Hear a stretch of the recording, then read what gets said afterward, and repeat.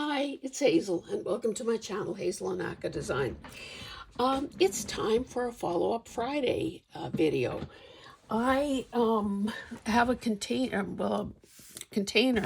that I put projects in as I hold on to them for these sorts of videos. I just dumped some of these out. I have considerably more.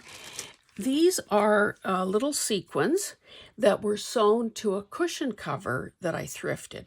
So it was a bit of a pain, and it took, a couple of evenings to get them removed. They had been sewn on with that invisible thread. Some of them have been damaged. Now, I don't know if I did that and when I was careless in how I stored that cover, because, of course, the first thing I did was remove the stuffing, because, it takes up so much space. And then I just worked on this as I had time. So, when you see a cushion, or anything, I guess, that has possibilities and all you need is to add a little sweat equity, don't be afraid to grab it if the price is right. Of course, knowing that you will have to work, put in some effort. So I will be adding this to where I keep my sequins. Okay, one of the things I picked up at a recent junk journal meeting was strips of scrapbooking paper. And I mean, someone should come around and either slap my hand or I don't know what, and remind me that I have my own strips. I don't need to pick up other people's extras. But because I had them, and I had a couple of choices, I could either put them and store them with my strips, which seems kind of like dumb, or I could just quickly fold a bunch of them up, like pleat them, and then sew these little paper ruffles. So that's what I've done. These red ones will go in with my cookbook thing.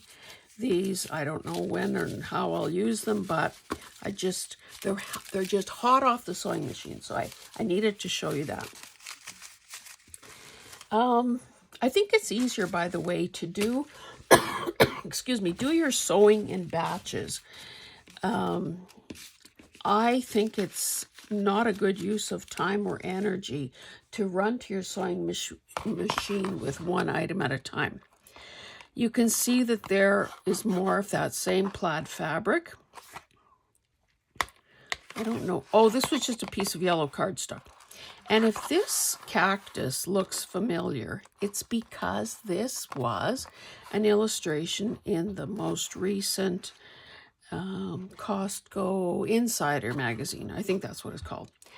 And to kind of just add another touch to it, I added this green tulle. So I had the paper glued down. Then I added the tulle, glued, some of it at the back here. So obviously if I wanted to use this as a journaling card, probably not a good idea. I would say this will be a pocket, side tuck or whatever. I then glued the cactus on top of it. Now, I don't like this sharp line here, so naturally something more will have to be added to it. But I did, just as kind of as insurance, add the stitching around the edge as well. Now, I know that at some point I showed you some of these books, or these are calendars, sorry. Which is the one that maybe, of course, the last one I pick up. This one was one where I had started. Okay, let me show you what a blank one looks like. Well, not blank, but it's a calendar.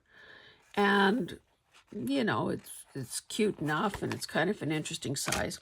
So rather than take it apart, I just decided to cover the pages. So you can see I've used book page. This was a freebie, I guess, from Jane Davenport.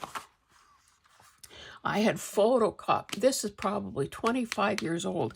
I'd photocopied some comic strips that I really liked because I intended to cover a folding room divider with them. Of course, it never happened. So I think it's time to use them. Wrapping paper, Reader's Digest illustrations, wrapping paper, Reader's Digest, Reader's Digest, those are those author headshots, wrapping paper. Because I'm a marriage commissioner, I like some of these wedding cartoons, and some of them were, well, non sequitur. And no matter what, I'll always be wrong till death do us part. And this is the caption here, is the importance of writing your own vows. So she's grinning from ear to ear, and he, of course, is saying that no matter what, he'll be wrong.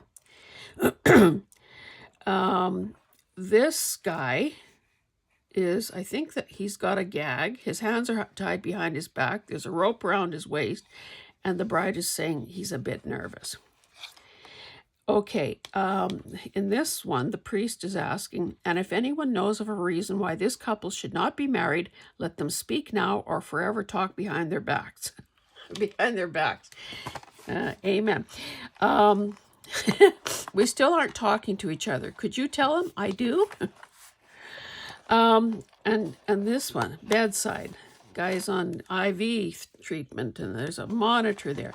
And she says, I finally remarried. You've been in a coma for almost 3 days. So I used some really bright and bold gift wrap to cover the covers. I mean, the colors are great. Do I like those birthday images? No, but there's still the possibility to decorate it further. So then on these other two, like I guess my husband must have picked these up at a conference or something, I used this glittery wedding paper. It's got the 2 bells, that's the way to tell. And all I did was cover, there's always some repair work to be done. All I did was cover the, cover the covers. Oh, my little lazy Susan. My little cart here is getting kind of crammed, and the little lazy Susan thing doesn't turn as well as it used to. Holy cow, this is, you know, this is always the risk when you're gluing things onto something that's got a bit of shine to it. And I apparently still haven't learned the lesson about scuffing it up. So, what's that thing? If we don't learn from history, we're destined to repeat it. It doesn't just apply to politics, you know. It also applies to crafting and life and choosing man and so on. Okay, and then this is a third one. And same scenario, really pretty paper. And it was just a way to use up a scrap. So these I will now put them where I keep my other sort of glue book, art journal-y type things, and we'll work on them periodically. So you can expect to see those again. Okay, another thing that I don't even know if I did a video on this. You're thinking, why is she following up when she never did the first thing?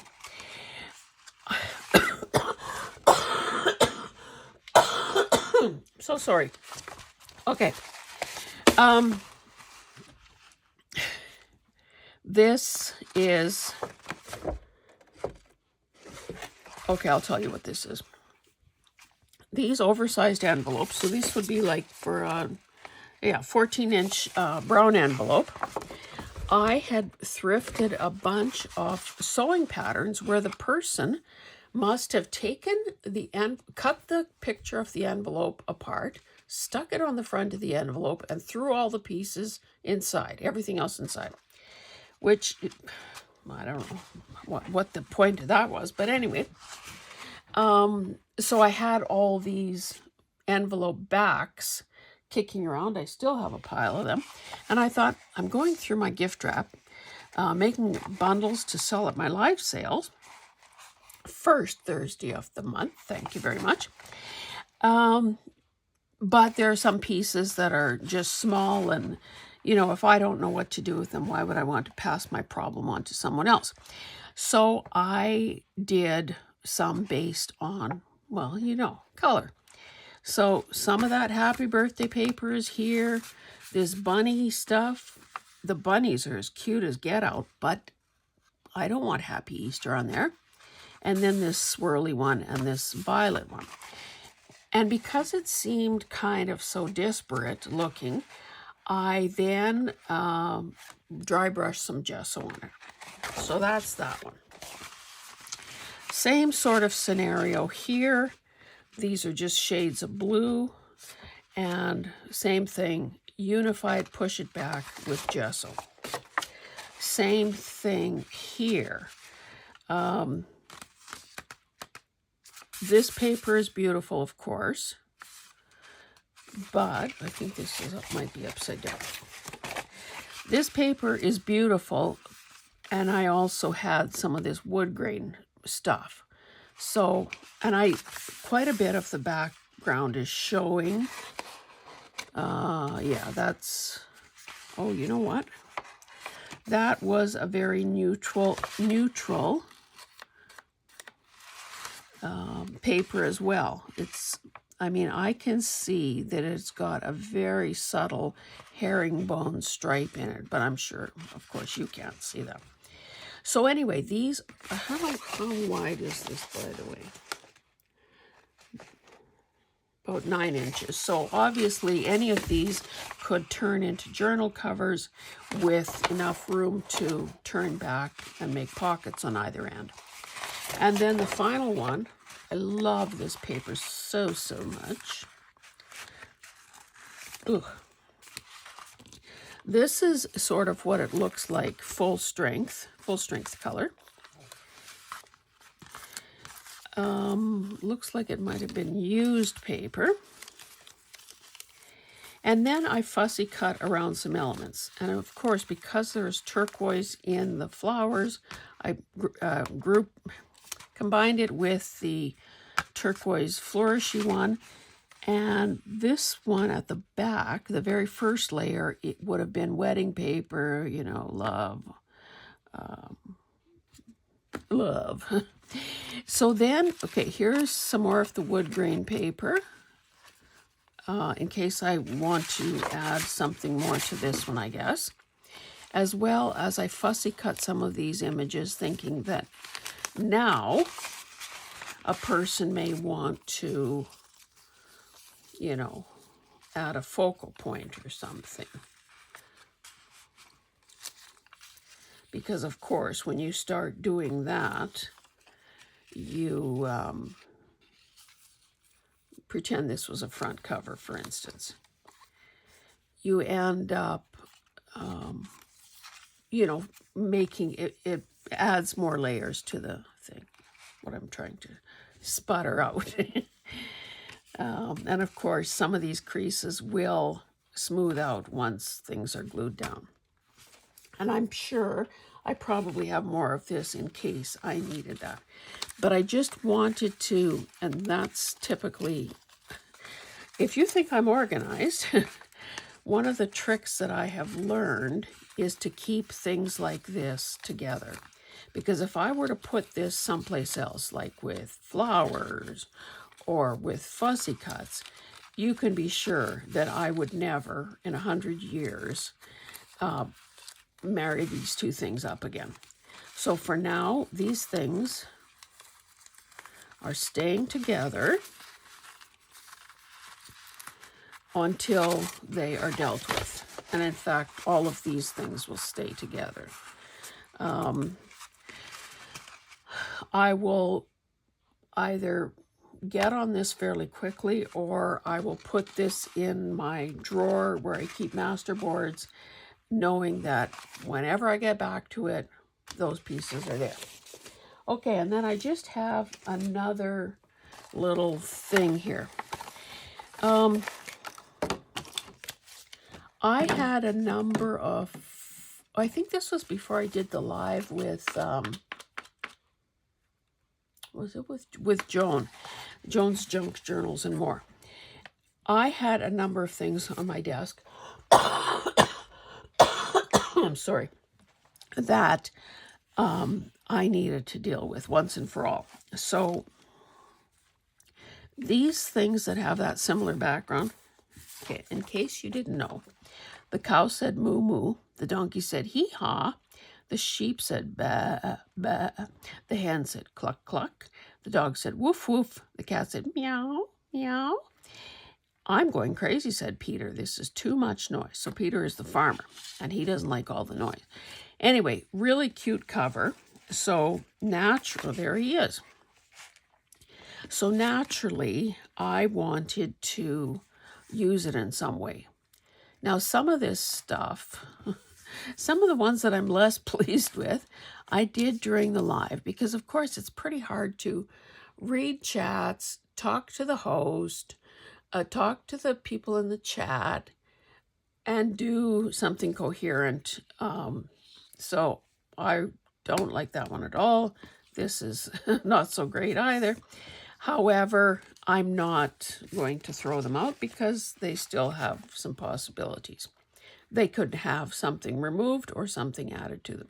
Same part of that book cover, same part of that book cover, and maybe that is all. So, you know, out of a little kid's paperback book, you end up with a pile of stuff. Oh, here's another one.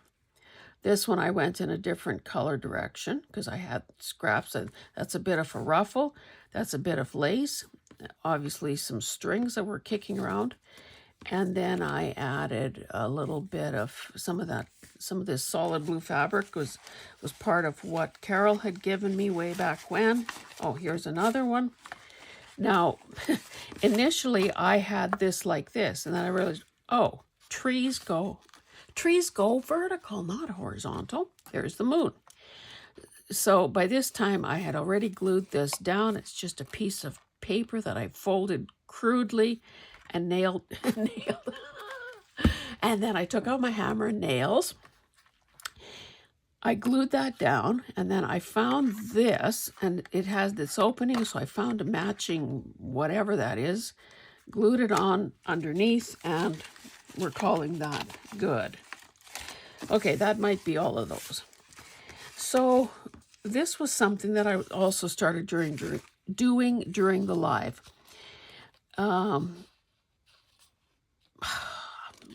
This was a leaf stamped on a piece of paper. So I folded it. These are images that I had stamped on, you know, those Avery labels. The green, I colored in that leaf. I added some green around these shapes. I added this kind of rough border around the edge of this, and it could be a page hangover.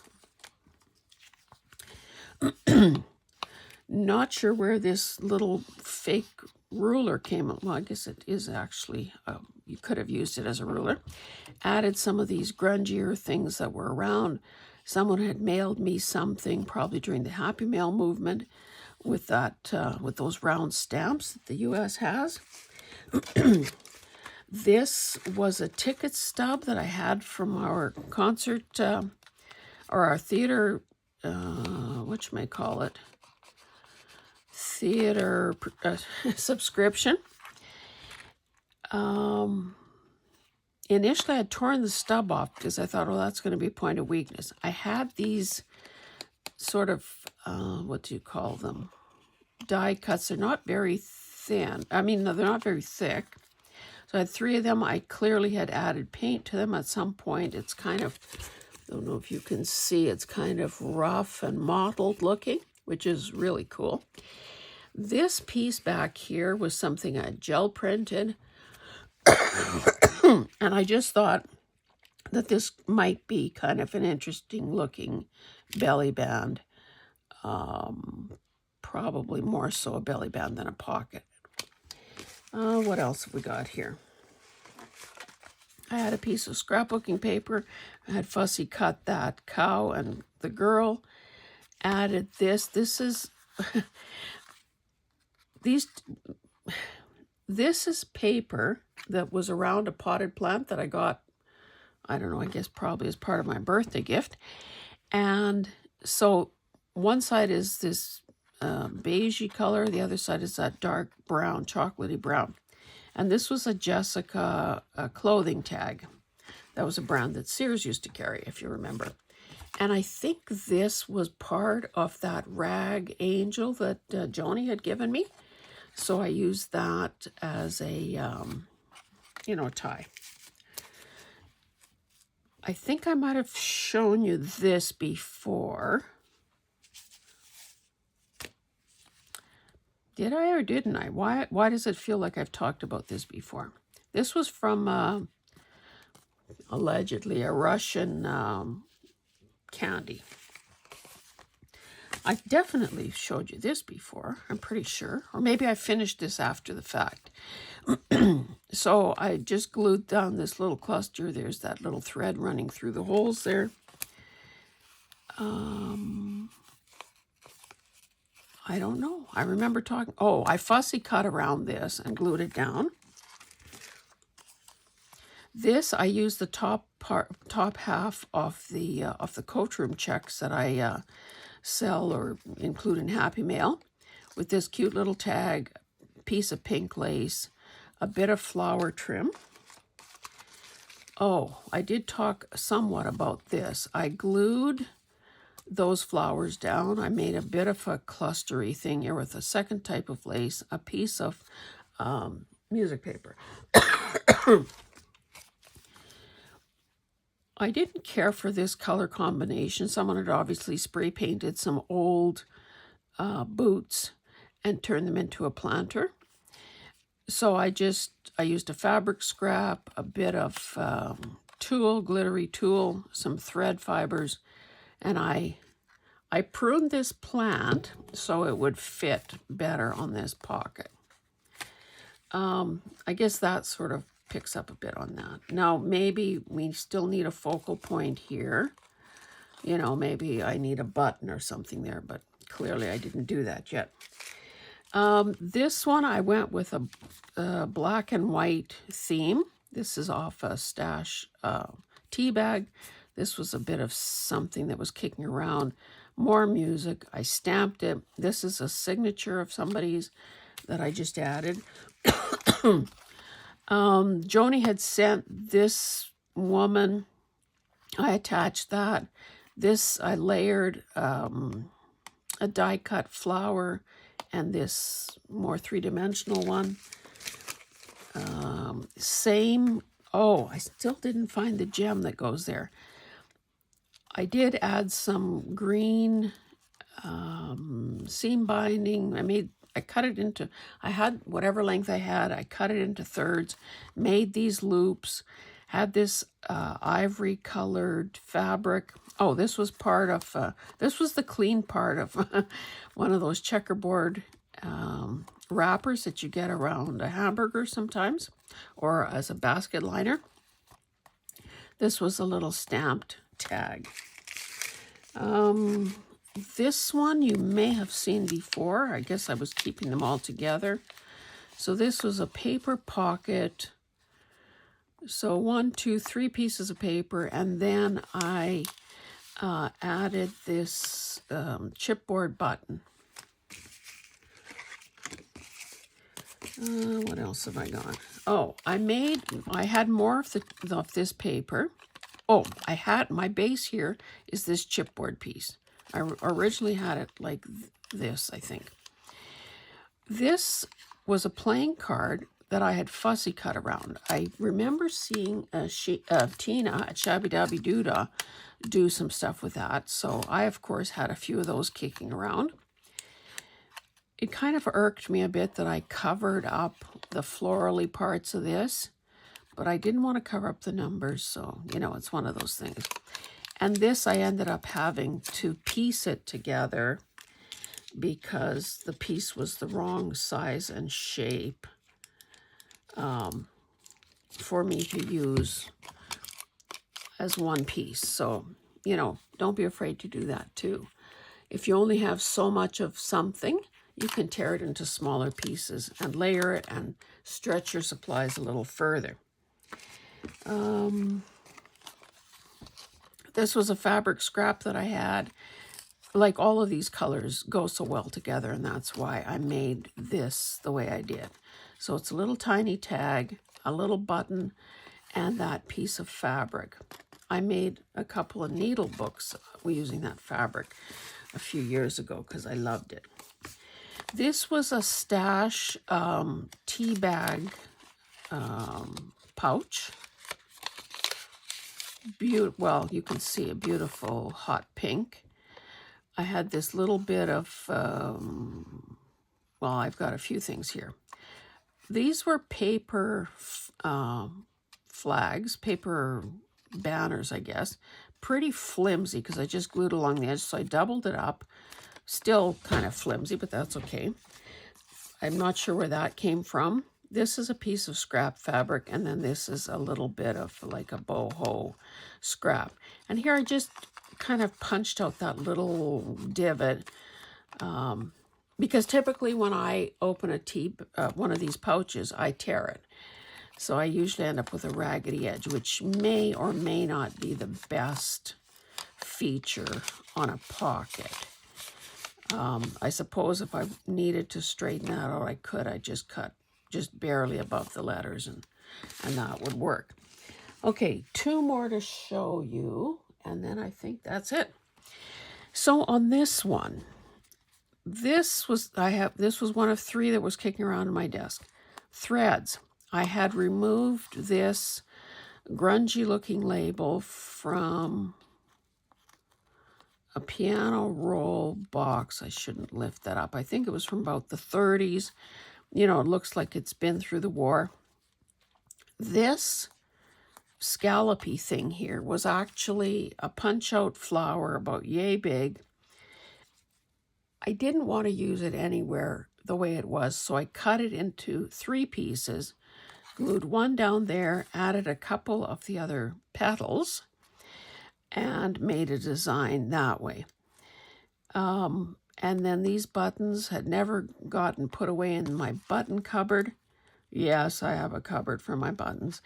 So I just used that there. And then the final one, I used some paper that is beautiful. I stamped it. This was a little scrap that has been kicking around forever. This leafy thing here, I used a bit of ink on, just so it wouldn't be so white. It was a die cut. And then these 4 ribbon roses I had salvaged off that angel that Joni gave me. So and you know, these things can end up being pretty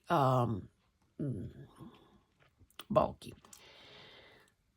So that's the first guy I glued down. And then I got a little smarter and I began cutting off some of the bottom layers off the rose, because it's just a rose that has been like ribbon that has been folded and looped, folded and looped. So it is possible to remove some of that and get it to lie flatter. I also, with both my fingers and a clamp, squished this down as hard as I could, which helped flatten it. This one, I probably removed the most layers here. And I could be wrong, but what this reminds me of are millinery flowers. You know, sometimes when you see a vintage hat or something, and, you know, they've kind of been, well, they're typically old and they're kind of a bit beaten up by time. So, not too shabby a pile, I would say. And that, and that, and the masterboards, and these sequins. So, you know, it's just like when you watch HGTV. Okay, you're about to do a renovation on your house, or you're looking for a house to buy, and you're wondering if you should buy a fixer-up, and you think, well, okay, but they did this, usually in half an hour or an hour. and we have a misguided sense of how long things actually take. Well, I think it's much the same with YouTube videos, particularly if people edit the life out of them. Something that took hours has been compressed into, 20 or 25 minutes. So I'm just here to remind you, especially if you're new, that all of this takes time. And don't kid yourself that it doesn't. So prepare yourself for that. Don't feel you're a failure if you can't get things done as quickly as it might appear that others are doing it. And don't let that prevent you from starting. Don't let that discourage you. With experience, you will find a way to shorten the process. You might attempt to do some mask making.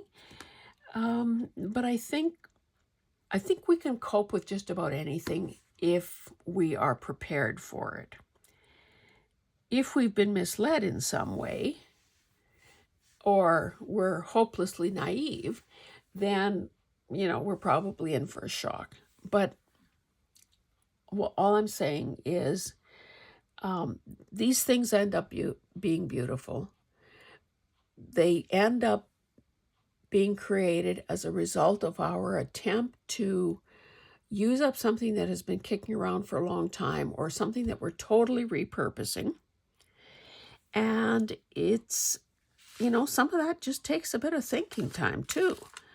Even if all these things are surrounding us, sometimes picking the right combination does take a bit of effort. So don't get down on yourself if you think you're not as fast as you should be. And know, like our parents told us, if it's worth doing, it's worth doing well. Little Johnny, little Susie. So there's always that. Anyway, guys, thank you so much for being here. This was a follow-up Friday, and next time I have a bunch of things to show you, I will do another one.